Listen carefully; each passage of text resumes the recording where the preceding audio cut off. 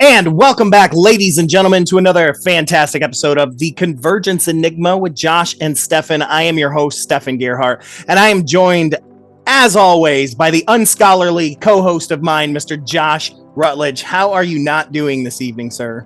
I am not doing fantastic. I can tell. It's the forehead that gives it away. Well, when I got up, for those that are listening on just the podcast version, you can see on the YouTube version that when I got up this morning and put on my blue shirt, I obviously didn't coordinate very well with my background because I almost blend in. I know. Almost blend into my background. All I see is a lot of peach and a lot of teeth. So that's all I'm seeing, man. But no, just a reminder, like Josh said, we're on the UnX Network. We're on Fearscape Media Network for our podcast version. And you can go to our YouTube page if you want to check out the video version, youtube.com/Fearscape Media. The Astral Stew YouTube page, which is super awesome. But anyways, I want to get to the guy that you're staring at if you're already watching the YouTube, which is our guest for the evening, a guy that we loved watching his see, I'm an actor. I want to say performance, but his lecture at the MUFON UFO Symposium, award-winning filmmaker and author Craig Campobasso. How are you, sir? I'm good, and that was such a good pronunciation of my name. Thank you. I'll see you guys later. I'm out. Thanks for stopping by. How are you doing tonight, man? I'm good. How you guys doing? Pretty good. Not too shabby, man. Traffic was light. I actually had time to chill before I got to get here. You know, it's usually I'm rushing. I'm like, all right, let's go. Yeah, traffic was light for me too. I swiveled from computer to this working computer. There was a line at the bathroom though. Yeah. So, oh my goodness. So Craig, I like Stefan said, made sure I attended your lecture at the MUFON Symposium where you talked about your time with Dr. Strange's and Valiant Thor. Which we are huge Valiant Thor nerds. Good. Yeah. So, obviously you've written a couple other books and we can talk about those books too, but I really want to get into the Valiant Thor stuff. He got sultry on that. He said, really want to talk about that. I really want to talk about that. Since I got you here. As you can see behind me, that's our movie poster for the short film, Stranger at the Pentagon. This is actually Valiant Thor's flagship called Victor 1. And those are the blueprints for the upper deck and the lower deck. And this tells you what everything is on the poster. Nice. And it's super cool. And there, there's a starship and all of that kind of good stuff. But I think I'll just everybody, if I go into the long version of the story, we don't have an hour. We have an hour, right? And our folks, hopefully that they've listened to every single episode. If not, go back and listen to our episode with Valiant Thor to get a little catch up on who Valiant Thor is. So. That's right. So anyway, so just some interesting things that I think some people might not know is Dr. Frank told me that he was coming to Earth well before he came to Washington, D.C. on March 16th, 1957. There were precursor beings that came and met with military officials to let them know that a universal emissary was coming. What I don't know is how far in advance that was. Right. And was it a different administration when that initially happened? Because Dr. Frank said that he did come and he was living on the interior of Venus, and that all of the planets in our solar system are populated on the inside. That's a whole nother long thing about how they do that, which I won't go into. But he was coming back and forth and observing and everything until he was actually given the word to begin the mission and that kind of thing. Now, we're going to flash into a couple of other stories. So my last two books are MUFON books, right? Mutual UFO Network. And so I know a lot of MUFON directors, but George Filer of the Filer Files, who sends out lots of stuff. If nobody knows about George, look him up, send him an email, say, add me to your email list. You will get stuff on the latest UFO stuff all over the place, right? The Filer, F-I-L-E-R files. He sends out like a weekly newsletter with everything that's going on, pictures, the whole bit. Now, so George was a major at the Pentagon at the time that Valiant Thor was there.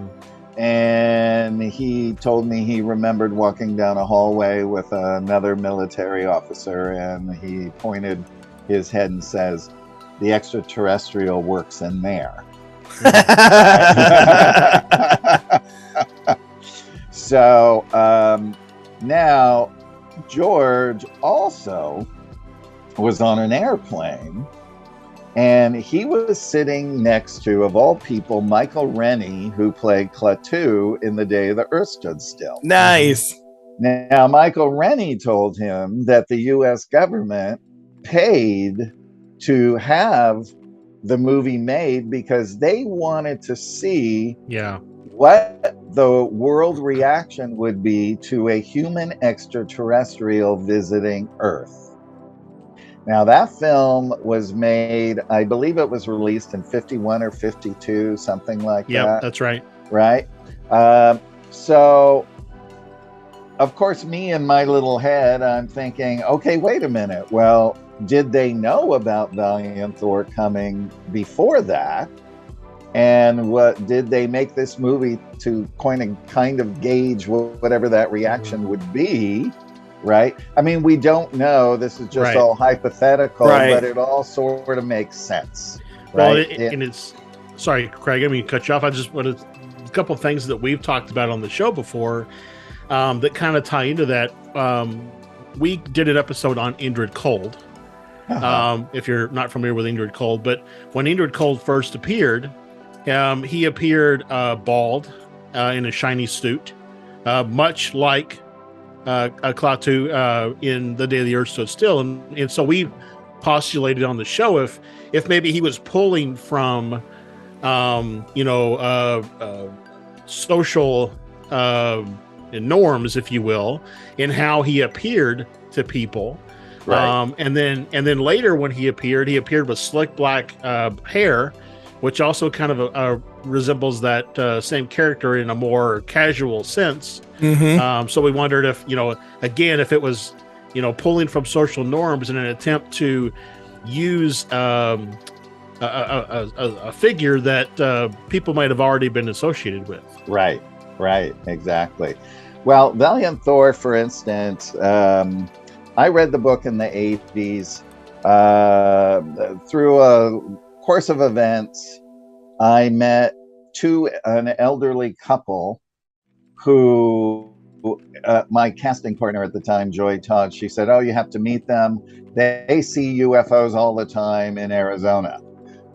So I met them, and literally the wife is saying, "Well, Craig, our friend, Dr. Frank," and I hadn't thought about that book, but Strangers came right to my head, and I said, "Strangers," and she said, "Yes, do you want to meet him?"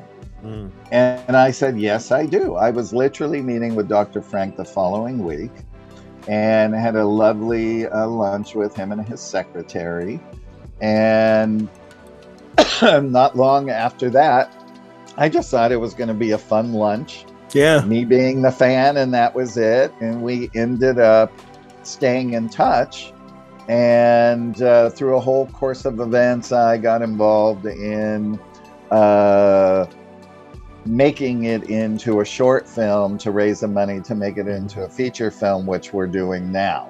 Right? Yes. So this will be the most awesome feature film. So we're raising money now. So any millionaires, billionaires, trillionaires out there, call Josh and Stefan and say, "Can I have Craig's phone number?" So, and once we pilfer your pockets, we will be sending you to Craig. Let me tell you. That's right. That's definitely right. a finder's fee. That's right. No, there is a finder's fee. Dag nabbit, there absolutely is. So, anyway, it's such a fascinating story. People don't know the nuts and bolts of this story, where I was able to sit with Dr. Frank for 2 years every week and interview him. Wow.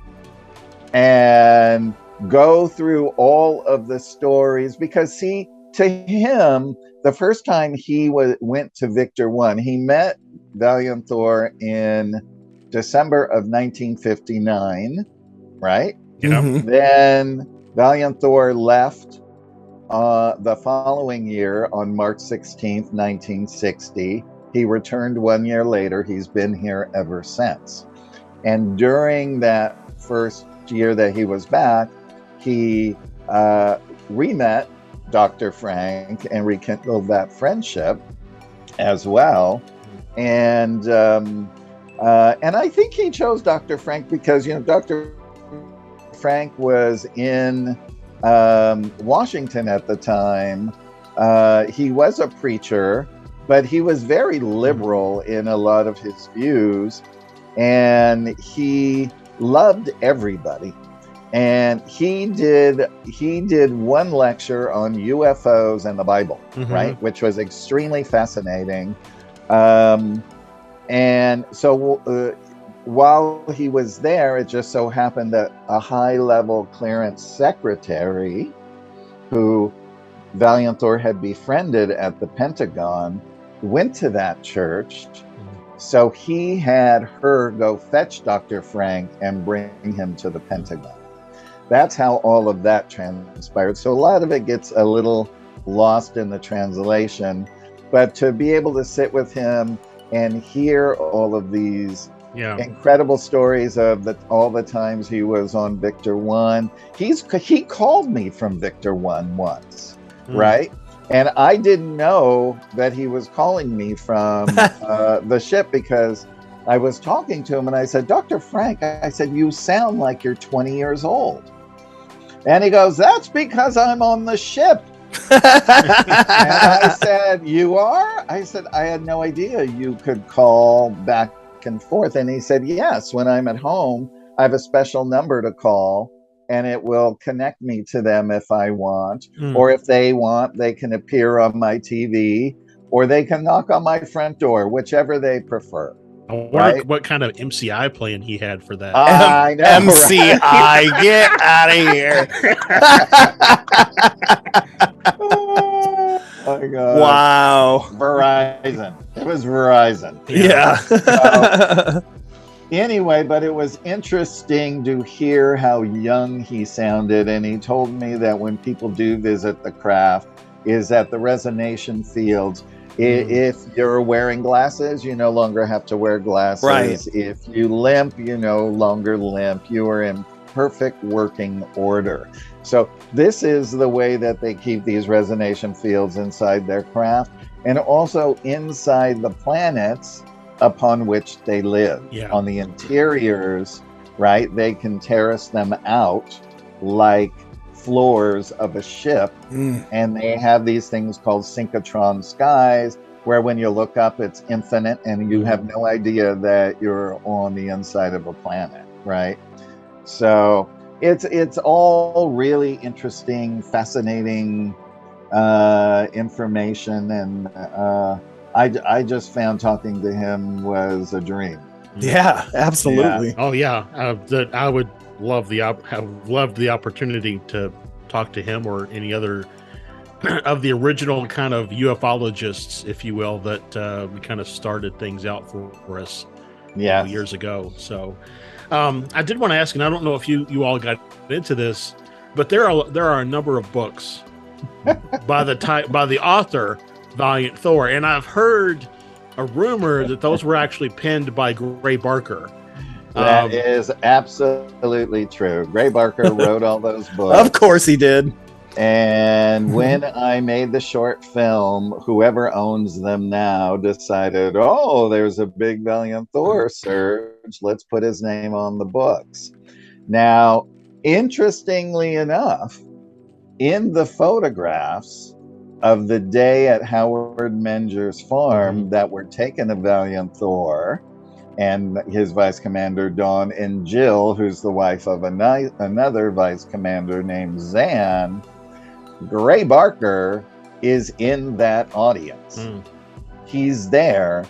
Another ufologist who was extremely young was Jim Moseley, who is sitting in the back. And I had many conversations with Jim. Dr. Frank introduced me because he was a big O skeptic. And, you know, I think the first time I talked to him, he was so cantankerous.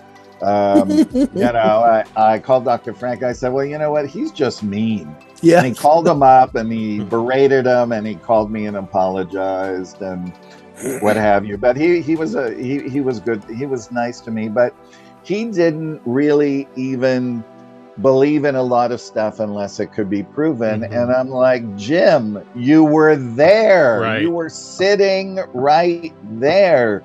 You don't remember seeing those beings? I said, August Roberts, who was there, who took the photos, he knew. He said he could feel it. He said when Valiant Thor raised his palm, he said he had no palm prints, no fingerprints at all. And you knew that he was different. Yeah. Now, here's the cool thing.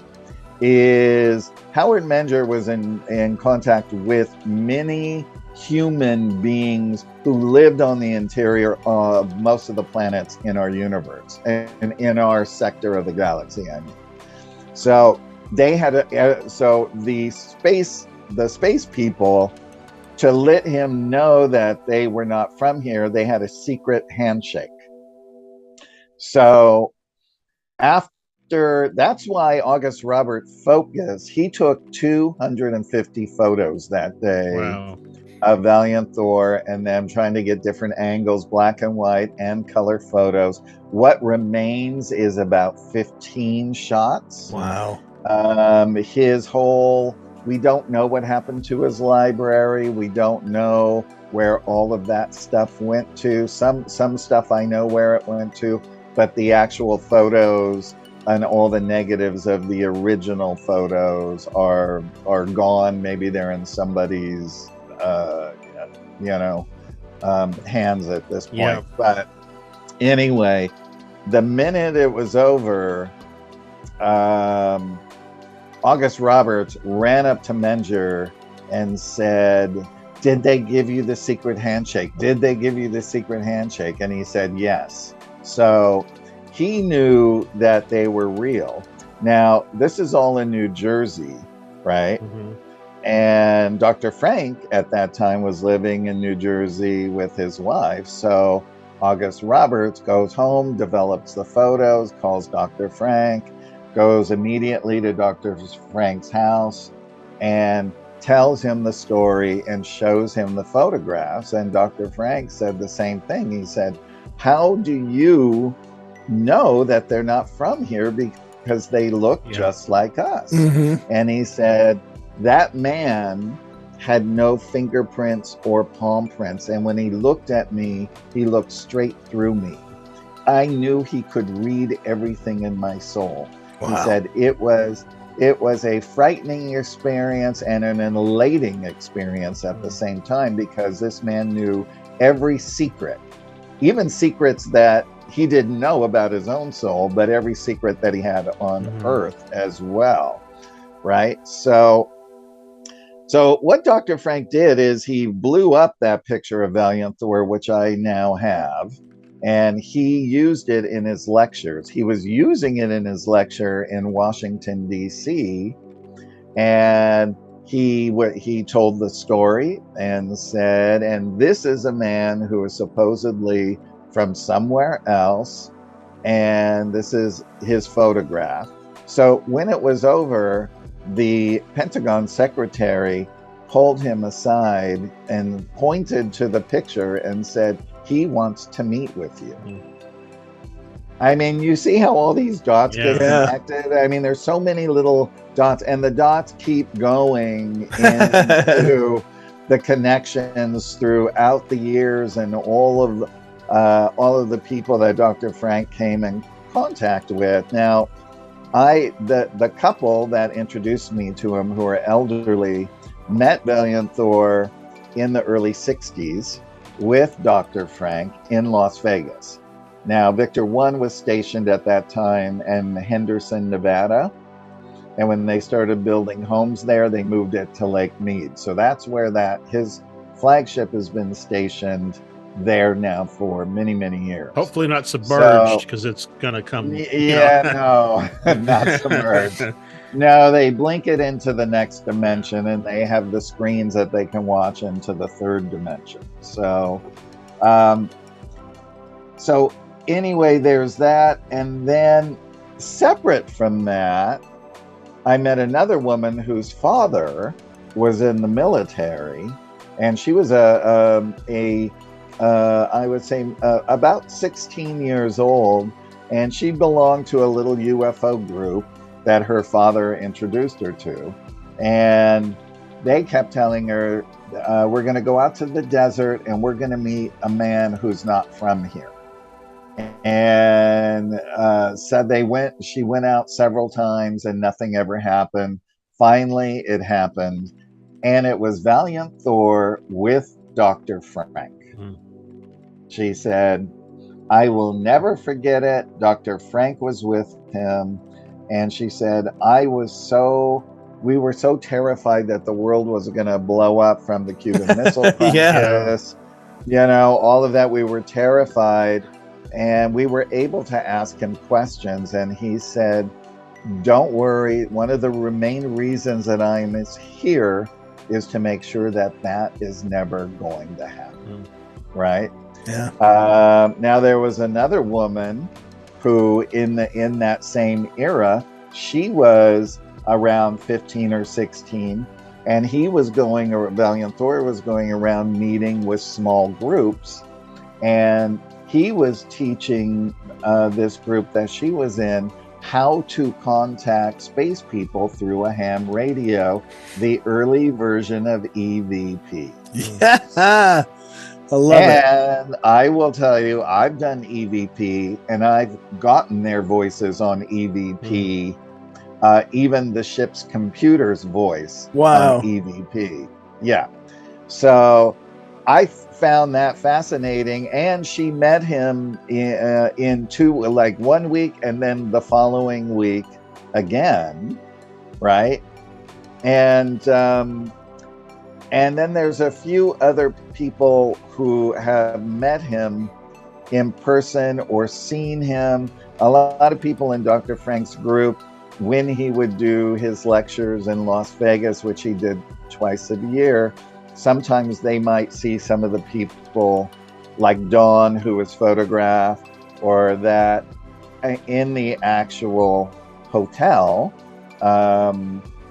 Sometimes they might be in the audience if it was a large audience sitting in the back, where sometimes people saw them. Valiant Thor was said to be sitting in one audience, and before the woman was introducing Dr. Frank, she recognized him and called him out and wanted him to come up and talk, and he just kept shaking his head no, like this. And then when she persisted, he just vanished.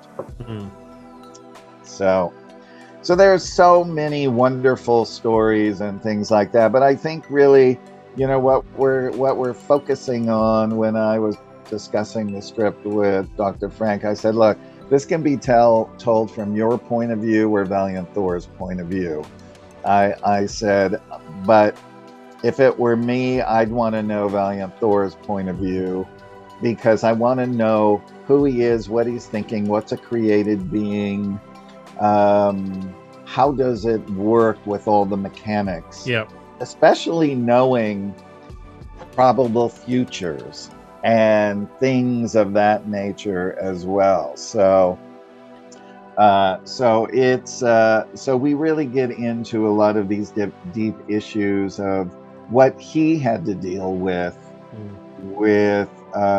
dualistic beings being, you have fully conscious beings, which are many of the extraterrestrial races, meaning they are service to humanity, right?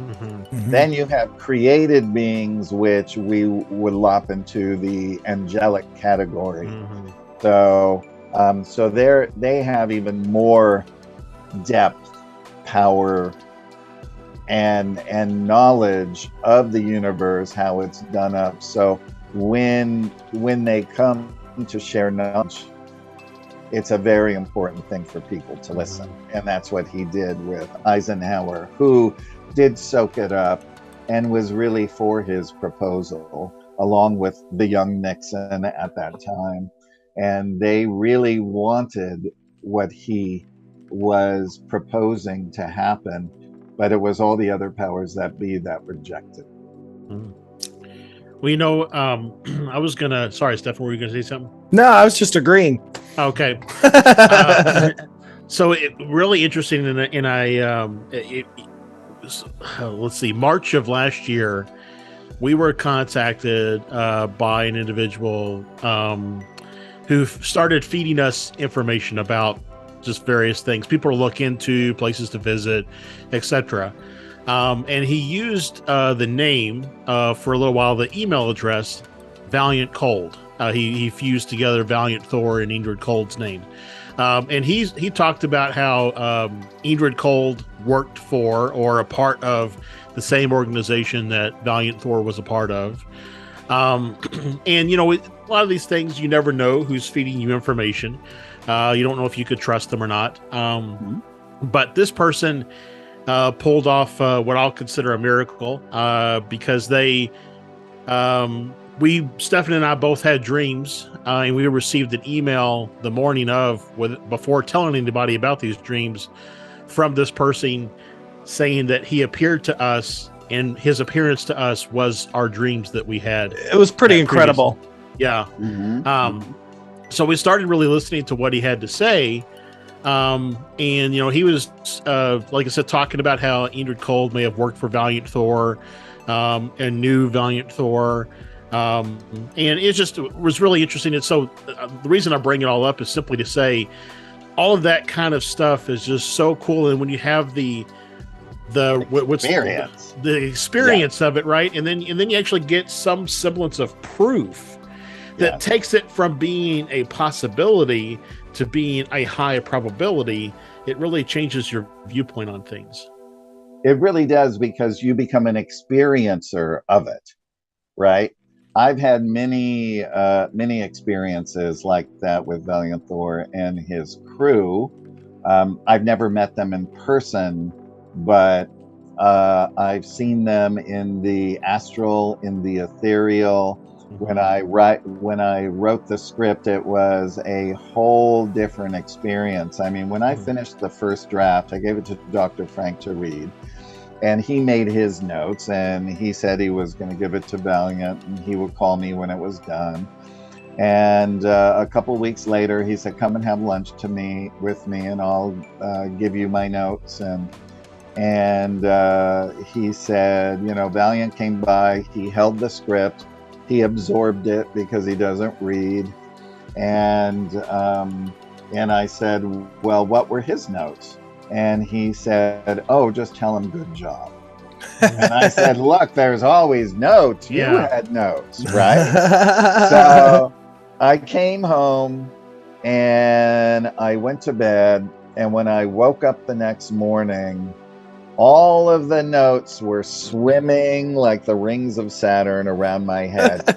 I couldn't wait to get to the computer to get them all out, right? So I received all the notes from him and his complement through downloads while I was sleeping, and also through it's a form of telepathy where you share not only your thoughts, but you share your feelings that went along with it. So they share their feeling body with you. So when I'm writing, if I was writing about a particular vice commander or Valiant Thor, they were inside me like that, not in a weird possession way, right, but in a, we're going to share ourselves with you. Right. And I will tell you, those first month, if Valiant Thor stepped in, I would like cry for 15 minutes. I'm not kidding you. I mean, that is one beautiful, unbelievable. And the same with the vice commanders. I would cry for at least 5 minutes and then get into it and start making the notes. And I can hear their voices talking to me. I could hear everything perfectly and clearly. Sometimes it would be through imagery. Sometimes they would say, this is what it looks like. And then I would describe it, right? And so I had this great advantage of seeing what the interior of the ship looked like with my own eyes, with them allowing me to see it. So I can bring it forth for everyone in the world to see as well. Yeah. Yeah, I'm jealous. So.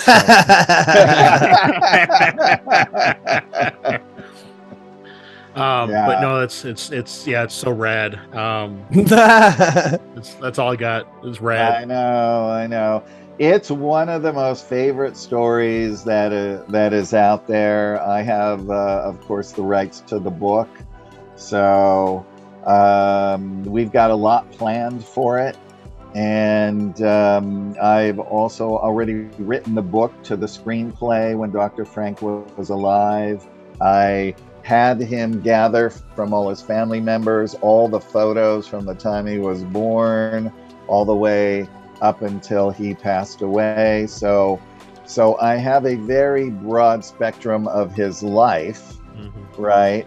And that I'm going to be able to share with everybody in the screenplay version of the book, which will give a lot more information and that kind of thing. So it's going to be exciting. I'm getting amped up for it because things are looking good. Yeah, we're amped up for it, man. Yeah.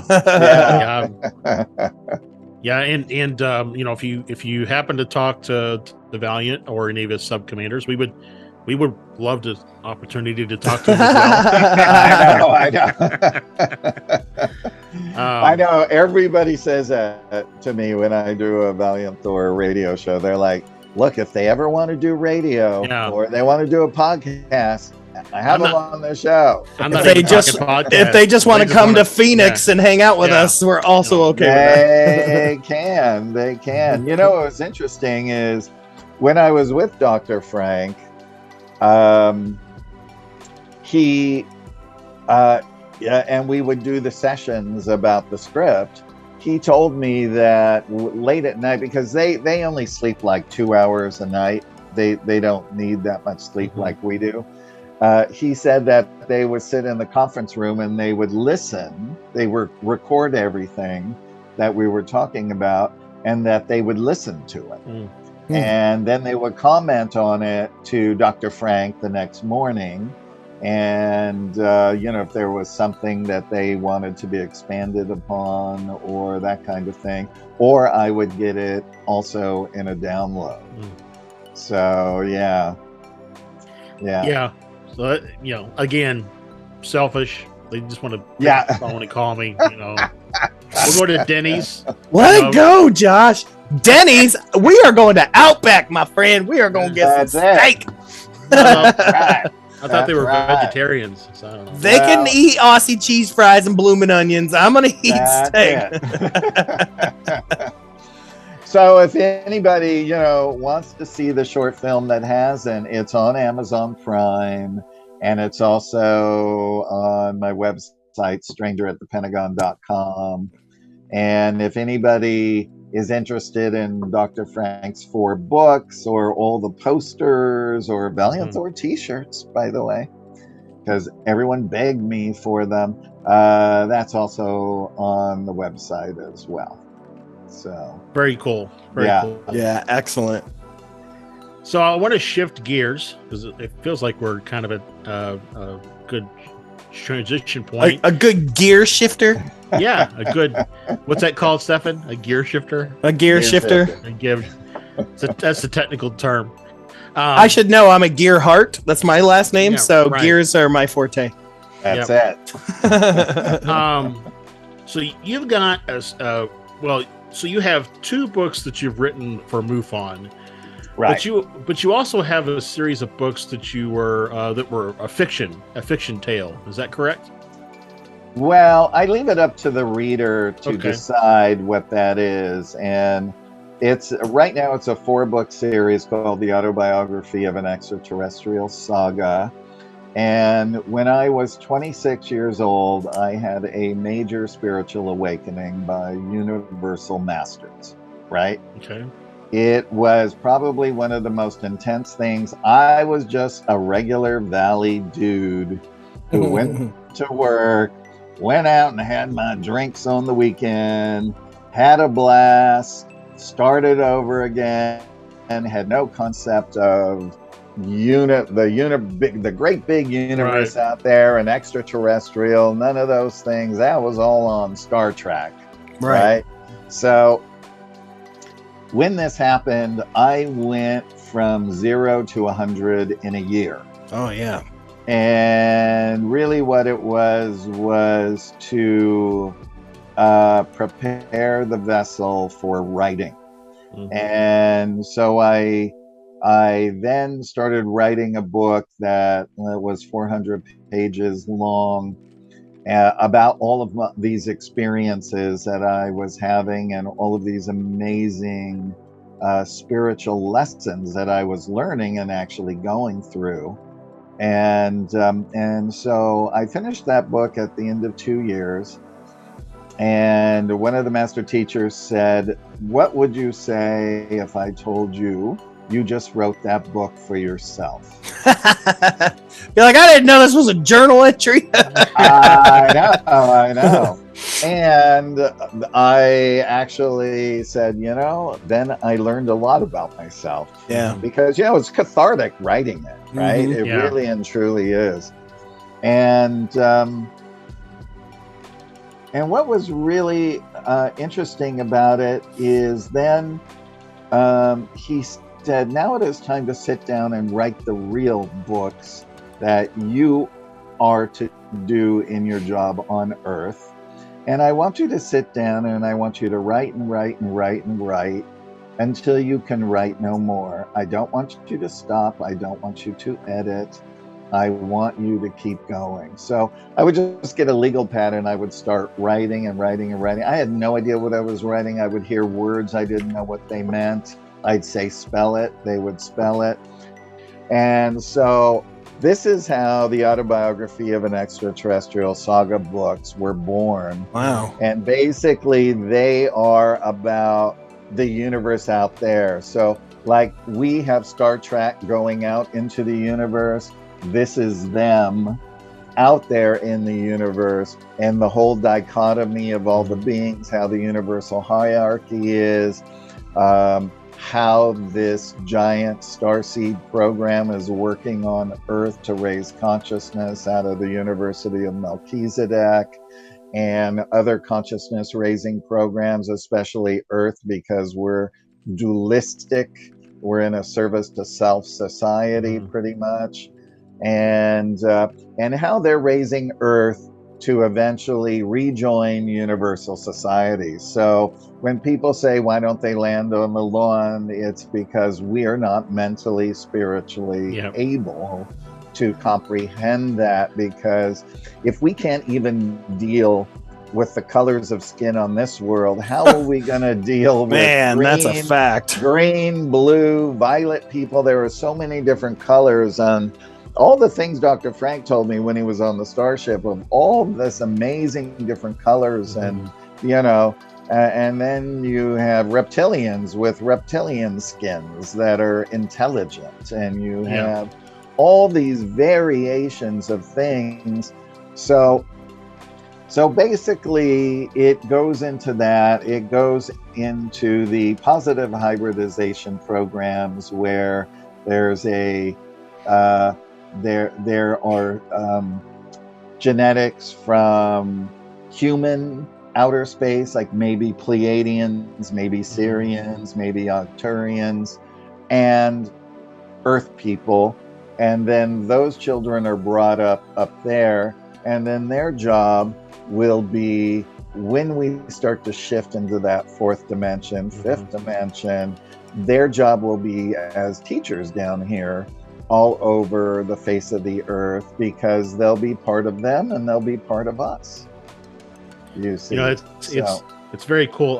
So 3 years ago, Stefan and I saw a UFO in my backyard that we just can't, like, there's no explanation for it. And from that point, it set me on my own spiritual journey. And Stefan was already kind of on one, but he's kind of ramped up as well. And so I'm always ramped up, man. And so we've been kind of doing this thing, and that's kind of where I am now. Is I actually got, I don't know, 4 or 5 weeks ago, I just started. I would have these thoughts coming to mind or ideas about things, and I would record them. And then I convert them to text and put them on Medium. It's like I just started writing articles on Medium, because I feel like I need to get this stuff out there for people to see. And it's not, not necessarily for me or the betterment of me. I don't think I'm ever going to make a living doing it, but I just want to kind of spread this ideas that are just kind of coming to me and popping in my head. And even, you mentioned about we're not ready. We did Stefan and I got together last night and I did a channeling session where I talked to this entity that's in the Atlantic Ocean or something. And, they went back and listened to the recording, and he said that, basically they're here to kind of help keep us in the lane. Yes. But they can't do it for us. Right. Because of the type of people that we are, that all we would end up doing is worshiping them as the answer to the problem, instead of realizing that we're the answer to the problem. That's absolutely correct. But they can influence everyone with positivity and giving you, just like when I was downloaded with the information for the script, I could have chose to not have done it. Yeah. Right? I could have chose that. So you're given these opportunities through them sharing things with you. You might not know where it's coming from, but it's a great idea, or it's like, oh, wow, that would be really great. That's how I can handle this situation. Right. And move through it and do it with grace and dignity and ease, because really part of becoming fully conscious is mastering your emotions. Mm-hmm. Now, are these downloads that you were talking about that came from the autobiography of the extraterrestrial saga? Did a lot of this is what went into the extraterrestrial species almanac? Is that where you got the species from, or did you do separate research? Well, I will tell you, it's interesting. There's Snake Girl. She's gorgeous. She's a party girl. So interestingly enough, because I love researching all of this, so I love researching contactees who are in contact with humans. Mm-hmm. And I've been researching all of those back into the 50s. And I started hanging out with a lot of real ufologists, going on cases. Mm-hmm. I even photographed an extraterrestrial on one such case, and I put it in the back of the book. And but it didn't, it was not human. It was humanoid, but it was not human. Yeah. Right. But so what I did was I went to those publishers and those authors, and I said, may I use excerpts from your contact experience of where they're from, what they do, what kind of craft they drive, whatever they shared with the contactee, I thought was really important. And there were so many different, incredible, unique ones. And then I also, being in the community, know several hybrids, right? And so I went to some of the hybrids for the information because they're always in this, communication. Right. The one beings that were always the most enigmatic are the mantis beings. Even, in speaking to Yvonne Smith and everyone, we've heard that. She said they're always in the background. They're always watching. We don't know what their purpose is. We don't know any of those things. Are they there protecting the abductee, or are they there overseeing? What exactly are they doing? So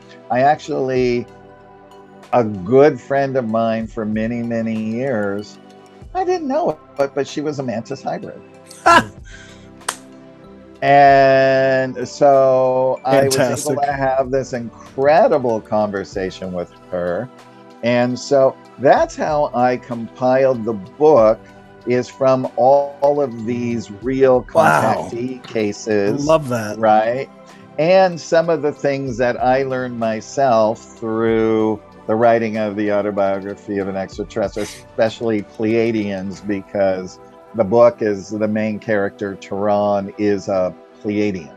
So I really learned a lot about that culture, about Vegans, also Syrians, Arcturians, that kind of thing. But the main thing up there, they call it the Galactarian alignment of space peoples and planets, because it's an alignment of consciousness, right, throughout the planetary world. So, but I think you guys will find this very cool. I am about halfway through the documentary for the ET Species Almanac. That's fantastic. And, yes, and we are bringing on the real contactees. Wow. We're going, it's not going to be your normal UFO kind of thing. Yeah. This is going to be totally outer space. Good. I mean, totally outer space with people who have met face to face. I mean, we even traveled into a remote village with a camera crew in Italy. I didn't go, but wow.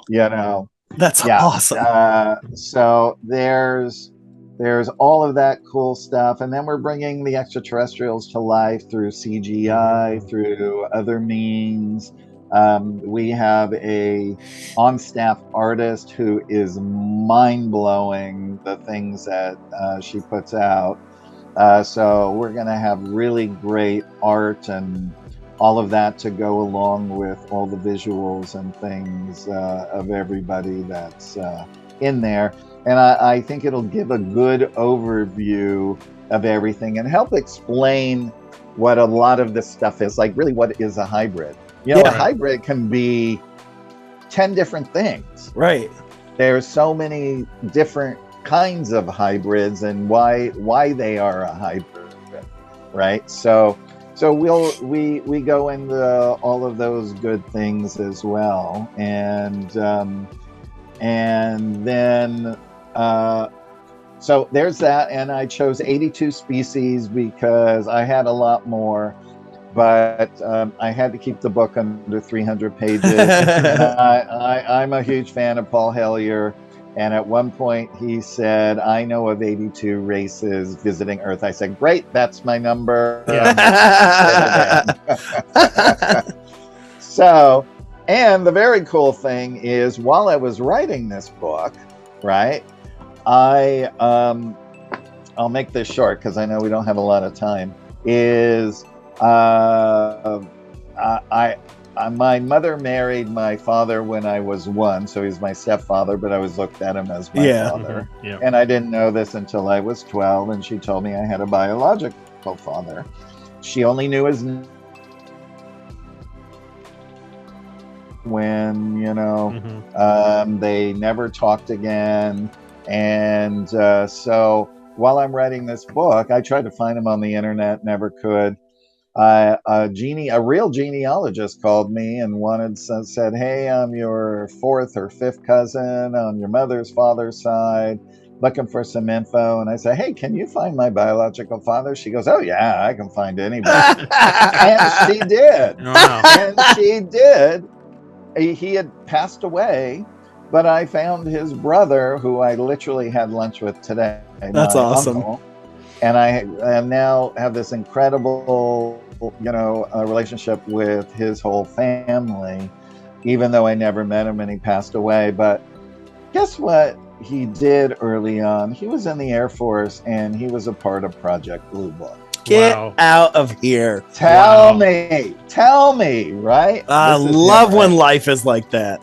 That's his suave looking dude. That's his Air Guard picture right before he went into the Air Force. So, I just found that interesting. And then when he left the Air Force, came back here, he ended up working for Warner Brothers and becoming their head of construction on film and TV. So here I am. Double whammy. Here I write MUFON books. He was in the Air Force in Project Blue Book. I'm a casting director in film and TV and write, produce, and direct. And here he was at Warner Brothers doing it. It's like it's in the DNA. Right. Yeah, for sure. It's so amazing. Amazing. So I can definitely agree with that. I found my long lost sister two years ago. And so it's amazing how nature versus nurture. Nature tends to win so much sometimes. It does. I know. Crazy. So, and then I know we've got about 6 minutes left. You've got another book that just recently came out. The new one. This is the UFO Hotspot Compendium. Yes. All the places to visit before you die or are abducted. How's that? Or abducted. Yeah, my copy just came in a couple of days ago. Oh, so. Awesome.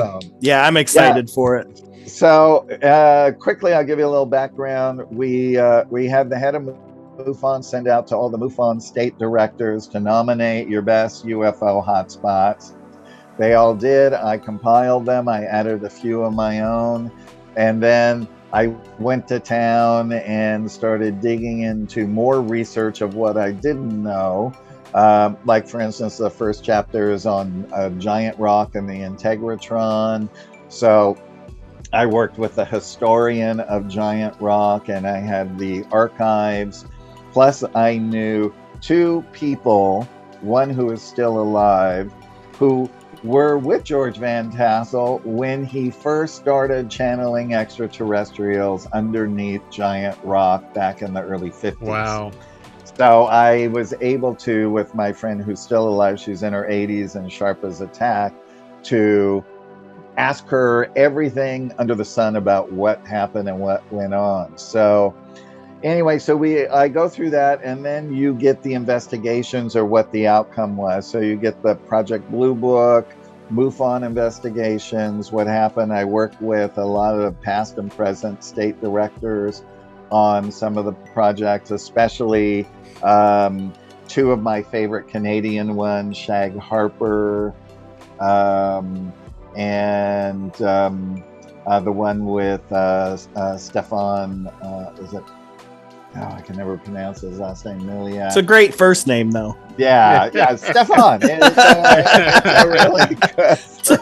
Fantastic first name. And very French Canadian, I'm sure. French Canadian for sure. And I can't remember the Shag Harbor and Falcon Lake. That's it. Falcon Lake. Both two good ones. So there's 35 of those in there. And then you get to really see what the updated investigations were. And you also, I give you all the things you can do when you're visiting that spot that That's so cool. To what happened and all the information that went along with it. In the back of the book, I list all of the UFO conventions and festivals as well. And if people need abduction help, experiencer groups, or little things, things like that, where you can reach out to George Filer, get his files, where you can report UFOs, and so on. So it's really sort of a well-rounded book. Has we got lots of really cool pictures, even with the Integratron. Look at this one. This is cool. This is one of the craft that was photographed by Sheriff Ackerman, who was not a believer, but was working the conventions when George was raising money to build the Integratron. And once he saw that craft, he literally said, okay, with one click of a camera, I became an instant believer. Right? It's really amazing in color. That photo is amazing in color because it's bright, sort of orange yellow. That's fantastic, man. Well, of course, like I said, we're running out of time. So I wanted to make sure, Craig, and give you, first of all, just thank you. That was fantastic, man. And we've talked about some of the books.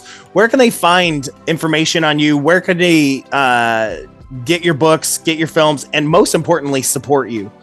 Oh, thank you. Yeah. Well, strangeratthepentagon.com for all things Valiant Thor and Dr. Frank. And then if any of all the books that we talked about, which are 7 in total, you can go to autobiography of an ANET.com. The autobiography of an extraterrestrial saga books are on the front cover. And then if you click other books, you'll find these 2 books among some of my other books as well there. And if you buy them off the website, I'll personalize them and autograph them for you, which is I love to do. I hear a lot of other authors, friend of mine, they hate doing that. And I'm like, God, that's what you become an author for. Oh, my favorite is my signed copy from Travis Walton, who spelled Stephen with a V, crossed it out, spelled Stephen with a PH, crossed it out, and then spelled Stefan correctly. It's my favorite. It makes me laugh every time. Oh my God. I walked into the Bodhi tree a long time ago before it closed, and on the shelf was one book left that Betty Hill wrote, and it was autographed. It was autographed because she was there, and I bought it, and I cherish that book. I was so thrilled to get that. And of course, I also have autographed copies from Howard and Connie Menger as well. Yeah. Now, for the feature film that's going to be coming out, do you guys have a Kickstarter or anything where people can donate or anything like that? They can on Stranger at the Pentagon. I'm not sure what page. If you toggle through the pages, you can make a donation towards it there. And if you buy any books or anything like that, the proceeds from that go towards it as well. That's why we call it a donation. Perfect. Well, everybody, thank you, Craig, so much for coming on the show. Craig Campobasso, thank you so much. Josh, we got to get out of here, brother. I could sit and talk to you all night, Craig. I'll tell you that right now, man. And we will absolutely have you back on for sure.